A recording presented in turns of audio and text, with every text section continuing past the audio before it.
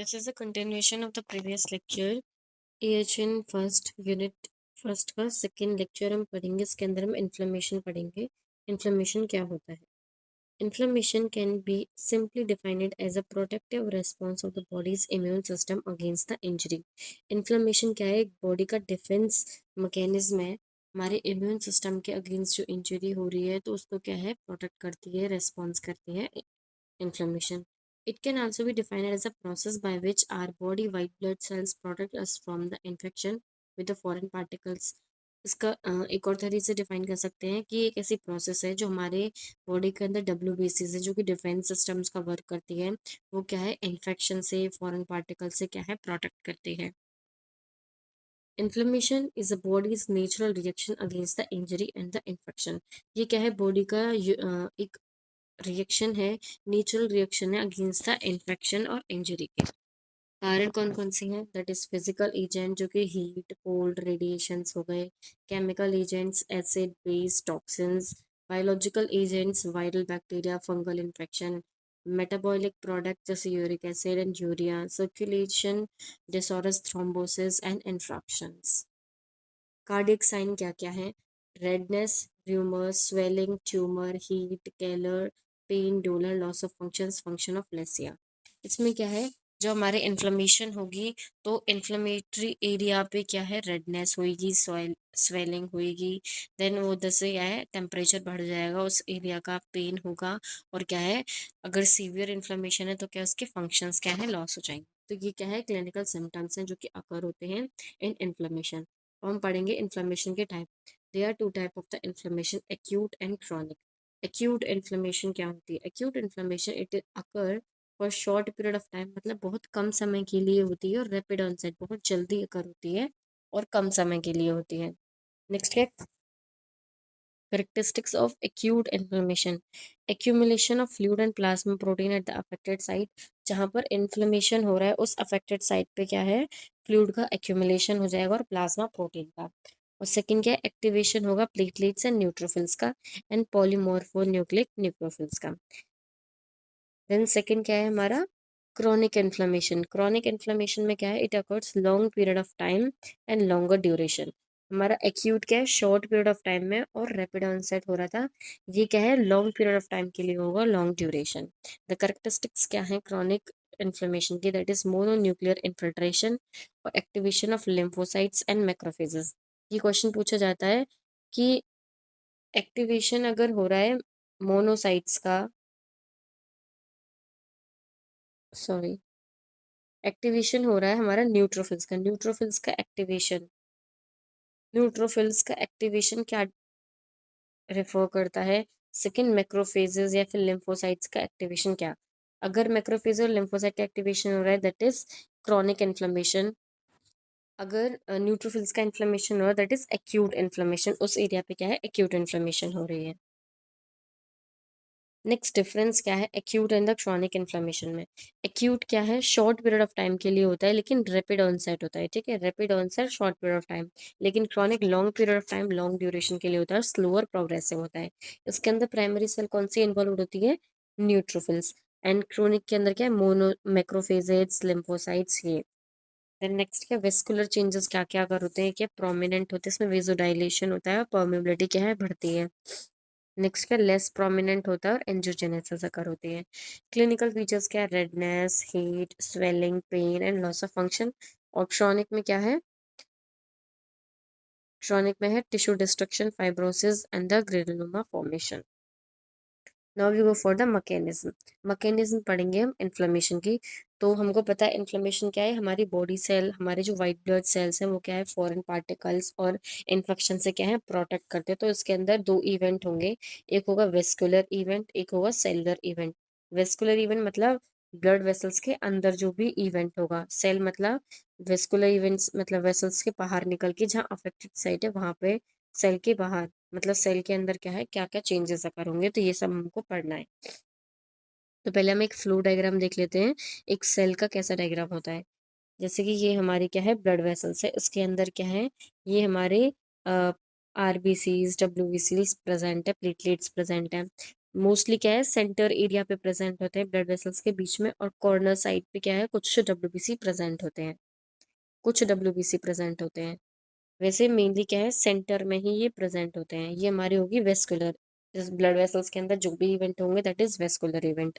अब ये पूरी हमारी सेल है, इसके अंदर वेसल्स प्रेजेंट है, तो ये यहाँ से बाहर निकलेगा अफेक्टेड साइड पे जहाँ इंजरी हो रखी है, तो इस चेंजेस को बोलेंगे हम सेलुलर इवेंट। ठीक है, तो ये हमको पढ़ना है। तो पहले हम पढ़ेंगे वेस्कुलर इवेंट्स क्या क्या हैं। Vascular event, it is the earliest response towards the tissue injury. जो टिश्यू इंजरी हुई है सबसे अर्लीस्ट रेस्पॉन्स हमारा वेस्कुलर इवेंट होता है, जिसके अंदर हीमोडायनेमिक चेंजेस और वेस्कुलर परमेबिलिटी के जो अल्टरेशन रहते हैं उनके बारे में पढ़ेंगे। हीमोडायनेमिक चेंजेस में क्या है, ट्रांजिएंस वेसो कॉन्स्ट्रिक्शन होगा, मतलब सबसे पहले यहाँ पे जो इंजरी हुई है वेसल्स में क्या है कॉन्स्ट्रिक्शन होगा, ये क्या है पतली हो जाएगी, तो मतलब नैरो हो जाएगी ऐसी। ठीक है, वेजो कॉन्स्ट्रिक्शन होगा। देन परसिस्टेंस वेजो डायलेशन हो जाएगा, फिर क्या है इसमें वेजो डायलेशन हो जाएगा। ठीक है, तो पहले vasoconstriction for the 3 to 5 seconds, then vasodilation हो जाएगा। देन क्या है, increase the hydrostatic pressure. Hydrostatic pressure क्या है, जो फ्लूइड है उसमें क्या है, मतलब वेसल्स के अंदर क्या है हाइड्रोस्टैटिक प्रेशर बढ़ जाएगा, जिसकी वजह से वो स्वेल अप हो जाएगा। ठीक है, स्वेलिंग इसी की वजह से अकर होती है। देन क्या है, स्लो स्टेटस, मतलब फ्लूइड वॉल्यूम कम हो जाएगी, ल्यूकोसाइट्स मार्जिनेशन स्टार्ट हो जाएगा। लेकिन वो नेक्स्ट स्टेज में क्या है मार्जिनेशन होगा। मार्जिनेशन क्या होता है, जो डब्ल्यूबीसी है, मैंने बोला था कि ये वेसल्स हैं, इधर बीच में डब्ल्यूबीसी आरबीसीज प्रेजेंट हैं, ठीक है, और कुछ डब्ल्यूबीसीज इधर प्रेजेंट है। मार्जिनेशन का मतलब है जो डब्ल्यूबीसी है वो क्या है, सेंटर साइड से क्या है, इधर से क्या है, इधर क्या बोलते हैं, वॉल के अलोंग इनर लाइनिंग पे क्या है ये ट्रांसफर हो जाएगी, मार्जिनेशन हो जाएगी, इधर शिफ्ट हो जाएगी। कैसे चेंजेस हो जाएगा, यहाँ तो हमारे ये प्रेजेंट है आरबीसीज एंड प्लेटलेट्स, डब्ल्यूबीसीज हमारी वेसल्स की लाइनिंग पे वॉल पे चली गई है ऐसे, ये डब्ल्यूबीसी है हमारी, ये हमारी प्लेटलेट्स और आरबीसीज है, ये ऐसे ट्रांसफर हो गई है, मार्जिनेशन हो गया है।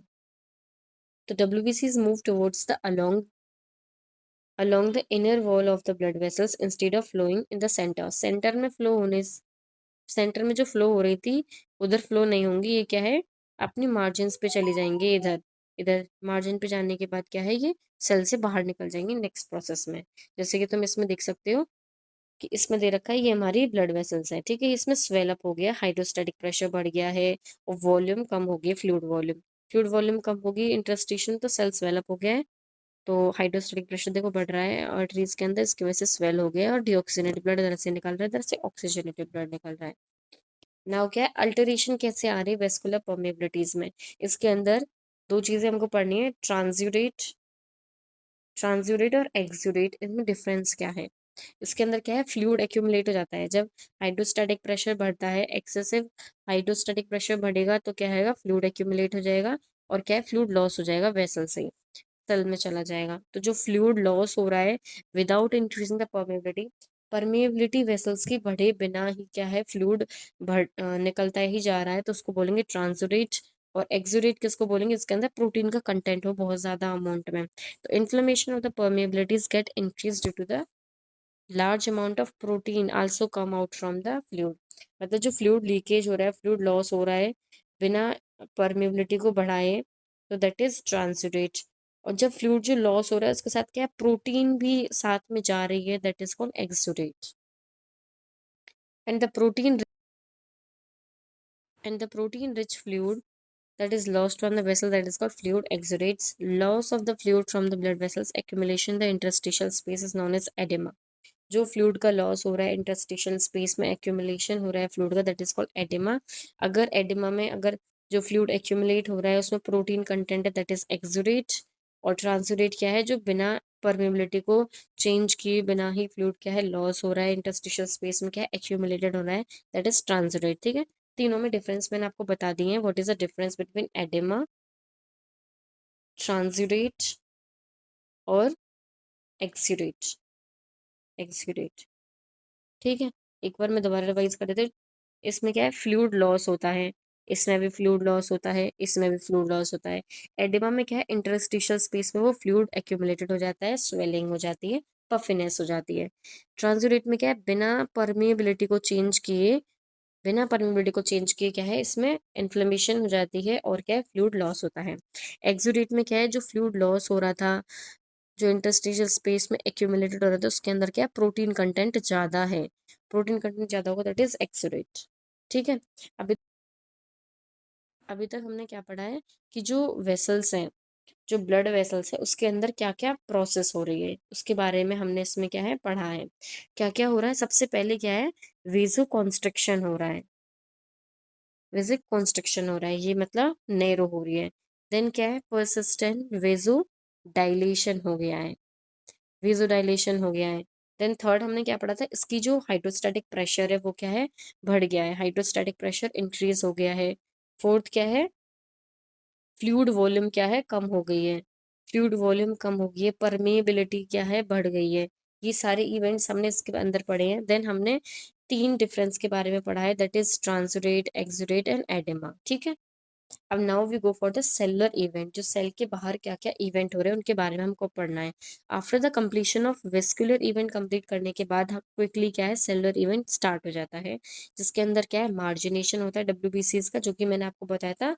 मार्जिनेशन क्या होता है डब्ल्यूबीसी का, जो कि हम नेक्स्ट प्रोसेस में पढ़ेंगे, तो वो हम इस वाले में पढ़ेंगे। देन क्या, फेगोसाइटोसिस होगा। तो मार्जिनेशन ऑफ डब्ल्यूबीसी कैसे होगा, margination of WBCs or exudates of leukocytes is defined as the escape of the white blood cells from the blood vessels to the injury site। Injury site से blood vessels क्या है, escape कर जाएंगे। जैसे कि मैंने आपको बताया था, वेट, जैसे कि मैंने बताया था, ये ब्लड वेसल्स हैं, इधर हमारे WBCs, RBCs और प्लेटलेट्स हैं। ठीक है, WBC, RBC और प्लेटलेट्स हैं। सेकेंड स्टेज में मैंने आपको बताया था कि जो WBCs हैं वो क्या है, मार्जिनेशन करेंगी।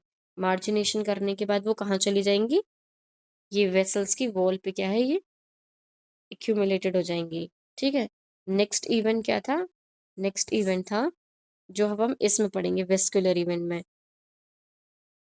इसमें क्या है, ये हमारी पूरी वेसल, एक सेकेंड, दैट्स आर वेसल। इसके अंदर हमारे ब्लड वेसल्स के अंदर यहाँ पे हमारा जो एक्यूमुलेटेड था, ये क्या, इंजर्ड साइड पे सेल्स के अंदर चला जाएगा, मार्जिनेट कर जाएगा। ठीक है, यहाँ पे रोलिंग, एडहेशन, ये सारी प्रोसेस होंगी। देन इमिग्रेशन कर जाएगा वहां से। देन क्या है कि केमिकल्स रिलीज करेगा, ये इसको क्या है, क्या बोलते हैं, रिकॉग्नाइज करेगी। आफ्टर द रिकॉग्निशन क्या है, फेगोसाइटोसिस अकर हो जाएगा। That is a whole process of the inflammation.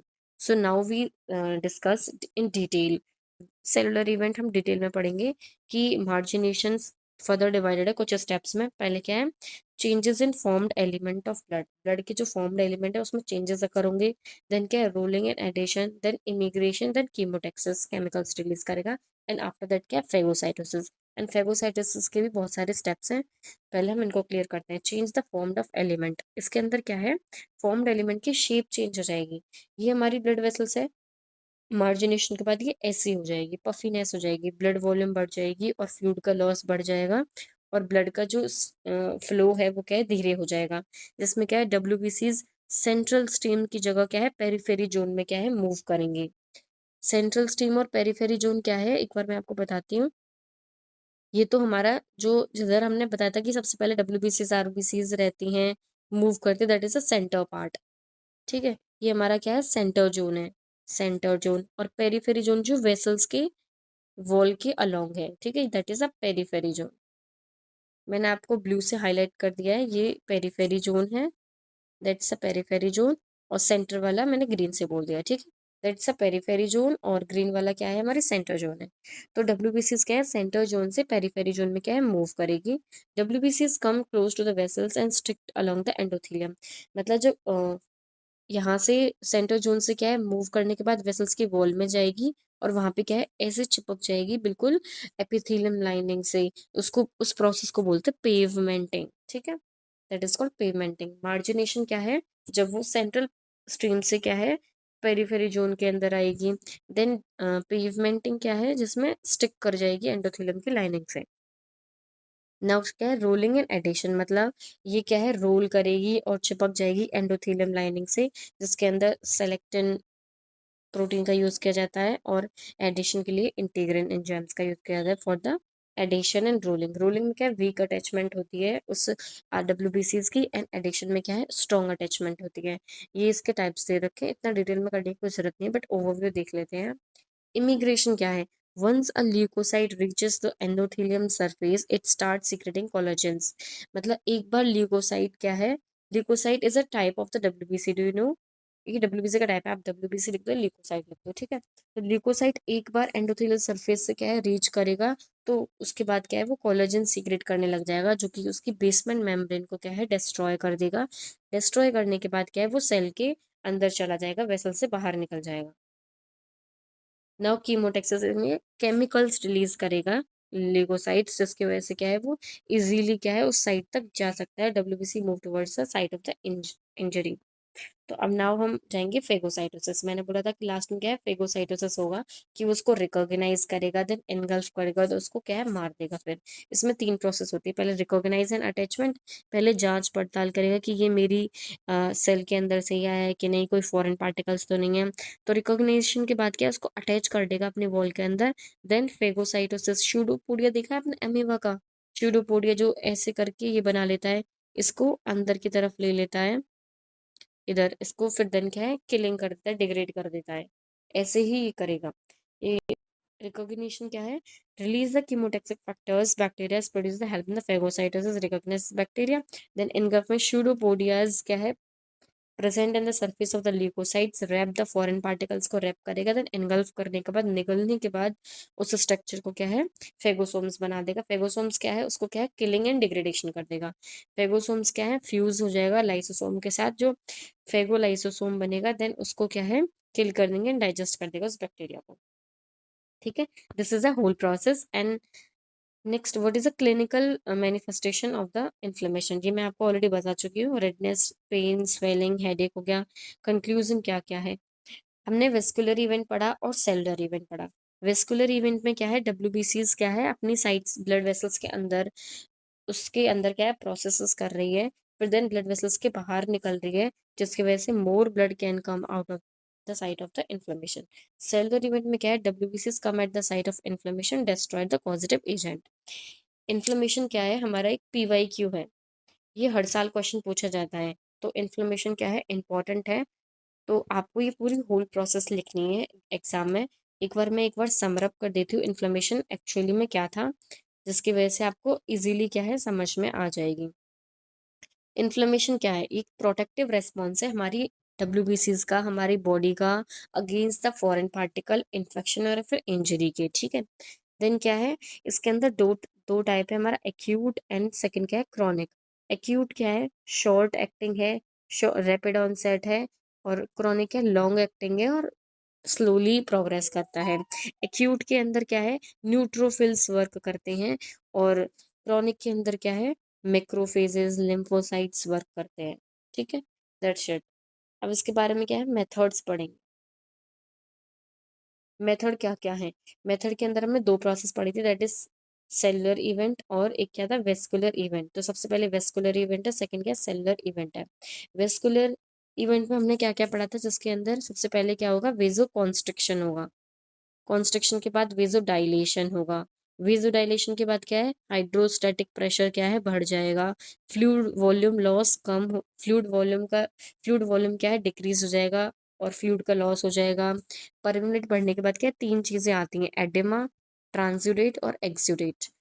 Oedema क्या है, जो फ्लूइड एक्यूमुलेटेड हो गया है इंटरस्टिशियल स्पेस में, और और ब्लड वेसल्स के अंदर फ्लूइड का लॉस हो रहा है, जो कि एक्यूमुलेटेड हो रहा है इंटरस्टिशियल स्पेस में, दैट इज एडिमा, जिसकी वजह से इन्फ्लेमेशन हो रही है, रेडनेस हो रही है, और पफिनेस अकर हो रही है।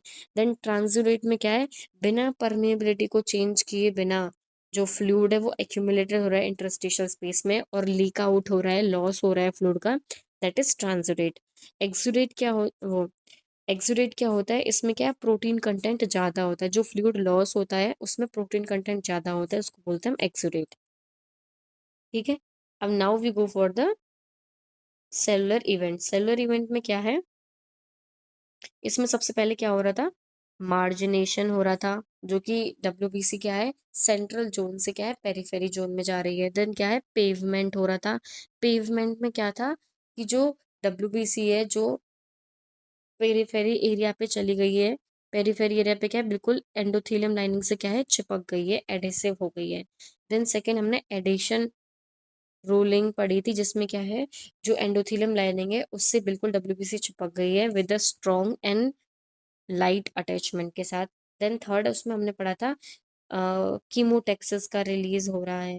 देन फिफ्थ फोर्थ फिफ्थ हमने क्या पढ़ा था, फेगोसाइटोसिस, जिसके अंदर फेगोसाइटोसिस के अंदर क्या पढ़ा था कि सबसे पहले बैक्टीरिया को रिकॉग्नाइज कर रहा है। आफ्टर द रिकॉग्निशन की वो फॉरेन ऑब्जेक्ट है तो अटैच कर रहा है अपनी सरफेस पे अटैच करने के बाद क्या है, उसको एनगल्फ कर रहा है, निकल रहा है अपनी सेल के अंदर with the help of the pseudopodia की हेल्प से। Then after that killing and degradation, that's it, this is a पूरा क्या है, इन्फ्लेमेशन है। Now we go for the infection. I think आपको इन्फ्लेमेशन अच्छे से समझ में आया होगा, क्योंकि ये बहुत इंपॉर्टेंट है, आपको बहुत अच्छे से प्रिपेयर करना है ये एग्जाम के लिए। इन्फेक्शन, इन्फेक्शन क्या है, एक invasive इन्वेशन of the tissue of the pathogen. मतलब इन्फेक्शन क्या है, एक ऐसा डिसीज है जिसमें क्या है, पैथोजन क्या है, हमारे पैथोजन हमारी बॉडी के अंदर क्या है, अंदर एंटर कर जाता है, इन्वेज कर जाता है, जिसकी वजह से इन्फेक्शन हो जाता है। पैथोजेंस क्या है, हमारी बॉडी के अंदर एंटर करने के बाद क्या है, मल्टीप्लाई करता है, रिएक्शन शो करता है। होस्ट मतलब हम हैं जो, जिसको इन्फेक्शन होता है, दैट इज कॉल्ड होस्ट। तो डेफिनेशन क्या है, द इन्वेशन एंड मल्टीप्लिकेशन, मतलब कोई भी माइक्रो ऑर्गेनिज्म है या बैक्टीरिया है वो बॉडी के अंदर एंटर कर रहा है और अपने जो ग्रोथ है, अपनी जो कॉपीज हैं उनको क्या है, मल्टीप्लाई कर रहा है। ठीक है, invasion and multiplication of micro organism, जैसे कि बैक्टीरिया है, वायरसेस है, पैरासाइट है, that are not normally present within the body, जो कि नॉर्मली बॉडी के अंदर प्रेजेंट नहीं होता, लेकिन क्या है, वो एकदम एंटर कर जाता है, मल्टीप्लिकेशन करता है, तो क्या है, इन्फेक्शन कॉज करता है। कारण क्या है और रूट क्या है, airborne, blood born, sexual transmission, faecal, oral, environmental, stagnant water, warm water system and animals, ये इसके अंदर क्या आ जाएंगे। देन क्या है, सिम्टम्स क्या क्या है, फीवर होगा, जब इन्फेक्शन स्प्रेड होगा हमारे अंदर तो हमारा टेम्परेचर क्या है, बढ़ जाएगा, जिसकी वजह से फीवर आएगा, चिल्स एंड स्वेट्स होगा। देन क्या है, कफ में चेंजेस आ जाएंगे, देन सोर थ्रोट हो जाएगा और न्यू माउथ सोर हो जाएगा। Then shortness of breath, nasal congestion, stiff neck, burning और पेन within the पेन और बर्निंग होगी, यूरिनेशन में, पास आउट में बहुत दिक्कत हो जाएगी अगर इन्फेक्शन होगा तो। जैसे फॉर एग्जांपल यूटीआई है, यूटीआई हो गया, इकोलाई बैक्टीरिया की वजह से क्या है, यूटीआई होता है मोस्टली। तो इकोलाई क्या है, हमारे यूरेटर में, यूरिनेट ब्लैडर में क्या है, एंटर करेगा, इन्वेज करेगा, देन क्या है, मल्टीप्लिकेशन कॉज करेगा। आफ्टर दैट जब हम यूरिन पास आउट करेंगे तो क्या है, डिफिकल्टी होगी उसको पास आउट करने में। ठीक है, नाउ स्टेजेस क्या क्या है इन्फेक्शन के, सबसे पहले क्या, इंक्यूबेशन स्टेज। इंक्यूबेशन स्टेज क्या है, this is a period between the catching the disease and time when the sign its appear. ये मतलब कौन सी प्रोसेस है, इन्वेशन क्या है, एक ऐसी स्टेज है जिसमें क्या है, डिसीज एंटर करने, हमारी बॉडी के अंदर डिसीज एंटर कर गई लेकिन अभी उसके सिम्टम्स नहीं आए हैं। तो सिम्टम्स आने से पहले और डिसीज एंटर करने के बाद जो भी बीच में जो फेज है उसको बोलते हैं हम इंक्यूबेशन फेज। ठीक है, incubation stage. Now we go for the prodromal. Prodromal क्या है, जब हमारे अंदर बैक्टीरिया एंटर कर गया है, कोई भी पैथोजन एंटर कर गया है और उसके सिम्टम्स नहीं आए, that is incubation stage. Then second stage में क्या है, प्रोडर्मल, जिसमें क्या है, सिम्टम्स अपीयर हो गए हैं आना एंड फुल्ली डेवलप रशेस और फीवर्स, ये सब इंक्रीज हो गए हैं। देन इलनेस, हम पूरी तरह बीमार हो गए हैं। थर्ड स्टेज क्या है, हमारी इलनेस। फोर्थ क्या है, डिक्लाइन, हमने मेडिकेशंस ली, ट्रीटमेंट प्रोवाइड किया, एक नर्स के द्वारा ट्रीटमेंट प्रोवाइड किया गया और हमको क्या है, इलनेस से राहत मिल गई, तो उसके सिम्टम्स क्या है, डिक्रीज हो जाएंगे, तो number of infection of microbes क्या है, डिक्रीज हो जाएंगे और सिम्टम्स क्या है, रिसॉल्व हो जाएंगे। देन क्या है, नेक्स्ट एंड लास्ट स्टेज क्या है, कॉन्वलेसेंस। इसमें क्या है, बॉडी रिकवर करने लग जाती है from the serious illness. Now techniques क्या क्या हैं, हम कैसे डायग्नोस कर सकते हैं कि इन्फेक्शन है कि नहीं। तो हम ब्लड टेस्ट कर सकते हैं, जिसमें हम वेन से ब्लड को लेंगे, देन उसमें हम ब्लड टेस्ट के अंदर क्या है, हम कैल्शियम लेवल चेक कर सकते हैं, हमारा आरबीसीज, डब्ल्यूबीसीज, प्लेटलेट्स लेवल्स को चेक कर सकते हैं। देन यूरिन टेस्ट कर सकते हैं, थ्रोट स्वैब कर सकते हैं, देन सैंपल, स्टूल सैंपल ले सकते हैं, स्पाइनल टेप कर सकते हैं, एंड स्टेनिंग। तो ये सारी क्या है, प्रोसेस है, डायग्नोस्टिक टेस्ट है, जो कि हम आइडेंटिफाई कर सकते हैं इनके थ्रू कि इन्फेक्शन कौन सा है जो स्प्रेड हुआ है। Now we go for the chain of infection, that is most important. ये आई थिंक एफओएन में पूछा था ये क्वेश्चन, चेन ऑफ इन्फेक्शन, पिछले साल। तो वैसे यहाँ पे इंपॉर्टेंट नहीं है, बट एक बार रिवाइज कर लेते हैं। FON में ये पढ़ लिया होगा आपने। चेन ऑफ इन्फेक्शन क्या है? It is a spread of the infection can be describe in 3 phases, that is infectious agent, जो पैथोजेंस हैं, जैसे कि माइक्रो ऑर्गेनिज्म, कोई भी बैक्टीरिया हो, वायरसेस हो, जो इन्फेक्शन स्प्रेड करता है, that is called infectious agent, जो इन्फेक्शन कॉज करता है हमारी बॉडी के अंदर। रिजर्वायर, रिजर्वायर क्या है? लोकेशन जहाँ पे पैथोजन क्या है, एंटर कर रहा है उस लोकेशन पे, that is called reservoir. Portal of exit from the reservoir, वहां से क्या है वो एग्जिट कर रहा है। देन क्या है? मोड ऑफ ट्रांसमिशन, देन वो किसी और बॉडी के अंदर क्या है, ट्रांसमिट कर रहा है। जो बॉडी के अंदर ट्रांसमिट कर रहा है उसको प्लस को बोलते हैं portal of entry into the host के अंदर। देन क्या है? सस्पेक्टेड होस्ट, तो होस्ट के अंदर क्या है, डेवलप हो जाएगा। Now we go for the wound healing, ये थर्ड टॉपिक है इस लेक्चर का। वुंड हीलिंग क्या होती है, ये भी इंपॉर्टेंट है और हर साल इससे क्वेश्चन आता ही आता है, तो आपको ये बहुत अच्छे से करना है। ये AHN फर्स्ट में भी पूछा जाता है वुंड हीलिंग, AHN सेकंड में भी पूछा जाता है वुंड हीलिंग। जो आप नेक्स्ट सेमेस्टर में पढ़ोगे पैथोलॉजी एंड फार्मेकोलॉजी, उसमें भी वुंड हीलिंग पूछा जाता है। तो ओवरऑल वुंड हीलिंग क्या है, बहुत इंपॉर्टेंट है। तो आप यहीं पे ही इसको प्रिपेयर कर लोगे तो आगे सेमेस्टर में आपको दिक्कत नहीं होगी। और इन्फ्लेमेशन और इन्फेक्शन भी हर एक सेमेस्टर में पूछा जाता है, तो आप इन 3 टॉपिक्स को अच्छे से कर लेना। तो वुंड हीलिंग क्या है? Wound healing refers to a living organism replacement और डिस्ट्रॉय और damage the tissue newly produce tissues. Wound healing क्या है? एक ऐसी प्रोसेस है जो लिविंग ऑर्गेनिज्म है, उसके क्या है, कोई भी डिस्ट्रॉय हो गई या डैमेज हो गई वो स्किन, उसको क्या है, रिकवर करती है, नई नई टिश्यूज की क्या है, ग्रोथ करती है, that is called wound healing. मतलब अगर अब मैं सिंपल वर्ड में आपको बताऊं, जैसे कि किसी पेशेंट को क्या है, बर्निंग हुई है, ठीक है, तो वहां पे क्या है, वुंड हो गया है। तो after the treatment of burn, तो उस वुंड को क्या है, हमको हील करना है। हील मतलब सही करना है, रिगेन करना है। मतलब जो स्किन वहां से जो हटी थी, उसको क्या है, रिकवर करना है, दोबारा वहां स्किन आ जाए, तो that is called wound healing. ठीक है। नाउ डेफिनेशन क्या है? The process that the skin goes through as it repair the damage from the wound. जो वुंड जो डैमेज हो गया था उसको क्या है, रिपेयर करना, that is called wound healing. Wound healing एक ऐसी प्रोसेस है जिसमें बॉडी ट्राई करती है to achieve the anatomical integrity. जो एनाटोमिकल इंटीग्रिटी है उसको वापस लाने में, अचीव करने में क्या है, बॉडी ट्राई करती है जो इंजर्ड पार्ट है उस एरिया पे, और उसके फंक्शंस को क्या है, रिस्टोर करती है। स्टेजेस एंड फेजेस क्या है वुंड हीलिंग की? वुंड हीलिंग क्या है, एक नॉर्मल बायोलॉजिकल प्रोसेस है हमारी ह्यूमन बॉडी की, जो कि क्या है, 4 फेजेस के अंदर क्या है, इंक्लूडेड है। तो फर्स्ट क्या है, हीमोस्टेसिस, फिर सेकंड क्या है, इन्फ्लेमेशन, थर्ड क्या है, प्रोलिफरेशन, एंड फोर्थ क्या है, रीमॉडलिंग। तो इनके बारे में हम पढ़ते हैं। हीमोस्टेसिस में क्या है, जो ब्लड वेसल्स है सबसे पहले कॉन्स्ट्रिक्ट होगी। मतलब हमारे कोई भी वुंड इंजरी हुई है, इंजरी होने के बाद उधर क्या है, वेसल्स का पहले कॉन्स्ट्रिक्शन होगा।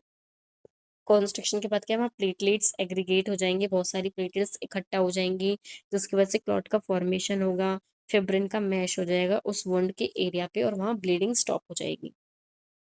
जैसे कि आपने यूजुअली देखा होगा कि आपको चोट लगी है, बस उसके 3 या 4-5 सेकंड बाद ही क्या है, वो ब्लीडिंग स्टॉप हो जाती है अपने आप, और वहां पर क्या है, क्लॉट एक्यूमुलेटेड हो जाता है, that is a fibrin mesh, जो कि वहां पे एक्यूमुलेटेड हो जाता है और प्लेटलेट्स एक्यूमुलेटेड हो जाती है, इसकी वजह से क्लॉट का फॉर्मेशन हो जाता है और ब्लीडिंग क्या है, बिल्कुल स्टॉप हो जाती है। नाउ सेकेंड स्टेज क्या है, आप नेक्स्ट डे देखते हो तो उधर क्या है, थोड़ी रेडनेस हो जाती है, स्वेलिंग हो जाती है, इन्फ्लेमेशन हो जाती है, that is a inflammatory phase. इसमें क्या है, विजुडाइलेशन हो जाता है, ज़्यादा ब्लड फ्लो होता है, WBCs आती हैं वहाँ पे, न्यूट्रोफिल्स, मैक्रोफेजेस, जो भी वुंड के ऊपर जो भी बैक्टीरियाज वगैरह हैं, उनको क्या है, एनगल्फ करती है, उनको खत्म करती है, फेगोसाइटोसिस करती है। देन क्या है, बैक्टीरिया डिवरेज को क्या है, रिमूव करती है, और रेडनेस, स्वेलिंग और हीट पेन उधर होता है। नेक्स्ट क्या है, प्रोलिफरेशन। प्रोलिफरेशन में क्या है, फाइब्रोब्लास्ट क्या है, कोलेजन्स प्रोड्यूस करेगा, नई ब्लड वेसल्स फॉर्म होंगी उस वुंड के एरिया पे, ग्रेनुलेशन टिश्यू का डेवलपमेंट होगा। देन वुंड क्या है, कैटरेक्ट हो जाएगा, मतलब उसकी जो एजेस हैं वो क्या है, फुल हो जाएंगी, खिंच जाएंगी। देन एपिथेलाइजेशन, नई स्किन अंदर आना शुरू हो जाएगी। देन मैच्योरेशन या फिर रीमॉडलिंग फेज में क्या होता है, कोलेजन रिकॉग्नाइज करता है एंड स्ट्रेंथ को, देन स्कार का फॉर्मेशन हो जाता है, और वहाँ पे टेंसाइल स्ट्रेंथ क्या है, इंक्रीज हो जाती है एक समय पे टिश्यू की। तो नेक्स्ट जो आगे बढ़ने से पहले एक क्वेश्चन आ रहा है मेरे माइंड में। आई थिंक पिछली साल 2025 में आई थिंक एक क्वेश्चन पूछा था MCQ, कि कौन सी स्टेज में क्या है, ग्रेनुलेशन का फॉर्मेशन होता है। एमसीक्यू में पूछा था कि ग्रेनुलेशन का फॉर्मेशन किस स्टेज में होता है वुंड हीलिंग के में। That is a proliferation phase, आपको याद रखना है, ठीक है। आपको सिर्फ ये फेजेस ही याद नहीं रखने, इनके अंदर क्या क्या प्रोसेस हो रही है उसको भी अच्छे से याद रखना है। मैंने बोला था कि ये हमेशा पूछा जाता है वुंड हीलिंग, चाहे किसी भी टाइप में पूछा गया हो, एमसीक्यू में या 5 मार्क्स में या फिर 2 मार्क्स में, ये पूछा ही जाता है। Now we go factors influence, किस किस फैक्टर्स की वजह से वुंड हीलिंग में क्या असर होता है। लोकल फैक्टर्स, जैसे कि अगर हमको इन्फेक्शन हुआ तो वुंड हीलिंग क्या है, डिले हो जाएगी। ब्लड सप्लाई अगर कम होगी, पुअर सर्कुलेशन हो रहा है, तो वुंड हीलिंग भी बहुत धीरे धीरे होगी। देन मॉइस्चर बैलेंस, अगर ड्राई वुंड है तो स्लो हीलिंग होगी, मॉइस्ट वुंड है तो ग्रोथ क्या है बहुत जल्दी होगी, नई लेयर आ जाएगी स्किन की उधर। एंड टिश्यू नेक्रोसिस हो रहा है तो रिपेयर होना डिले हो जाएगा। देन सिस्टमिक फैक्टर्स, जो होल बॉडी में हो रहे हैं। सिस्टमिक, लोकल मतलब सिर्फ वो स्पेसिफिक एरिया में हो रहा है जहाँ इंजर्ड हुई है। तो इसमें क्या है, ages, nutrition, disease, medication, immunity, ये सब क्या है इफेक्ट करते हैं, अफेक्ट करते हैं उस वुंड हीलिंग को। एज कैसे, अगर हमारी, अगर बूढ़े लोग हैं उनमें अगर वुंड हीलिंग हुई, वुंड हुआ है, तो उनकी हीलिंग पावर क्या है बहुत डिक्रीज होगी, क्योंकि उसमें क्या है मसल्स बहुत कम होती हैं जो बूढ़े लोग होते हैं। तो उसमें क्या है रिकवरी भी बहुत धीरे धीरे होती है। न्यूट्रिशन, अगर हम अच्छा खाना खाएंगे, विटामिन सी लेंगे, जिंक लेंगे, प्रोटीन लेंगे, तो बहुत जल्दी क्या है हीलिंग स्टार्ट हो जाएगी। देन डिसीज, अगर उस पेशेंट को क्या है अदर डिसीजेस भी हैं, जैसे डायबिटीज, एनीमिया, वेस्कुलर डिसीज है, तो उसके वजह से क्या है स्लो हीलिंग होगी। देन मेडिकेशंस वो ले रहे हैं, साथ में कीमोथेरेपी ले रहे हैं, तो इम्पेयर हो जाएगी, उसकी हीलिंग बिल्कुल बंद हो जाएगी। इम्यूनिटी कम है तो डिफेंस क्या है, डिफेंस सिस्टम क्या है उसके अगेंस्ट वर्क कर लेगा अपनी सेल्फ सेल के। तो ये क्या है फैक्टर्स हैं जो अफेक्ट करते हैं। Now we go for the wound care and dressing techniques. तो इसको हम क्या है नेक्स्ट लेक्चर में कंटिन्यू करेंगे। आई थिंक आपको इन्फ्लेमेशन इन्फ्लेमेशन और वुंड हीलिंग बहुत अच्छे से समझ में आया होगा, बिकॉज ये बहुत बहुत बहुत इंपॉर्टेंट है हमारे एग्जाम के लिए, यूनिवर्सिटी के लिए, और पीवाईक्यूज भी हैं और ये इंपॉर्टेंट क्वेश्चंस भी हैं, ठीक है। Thank you so much.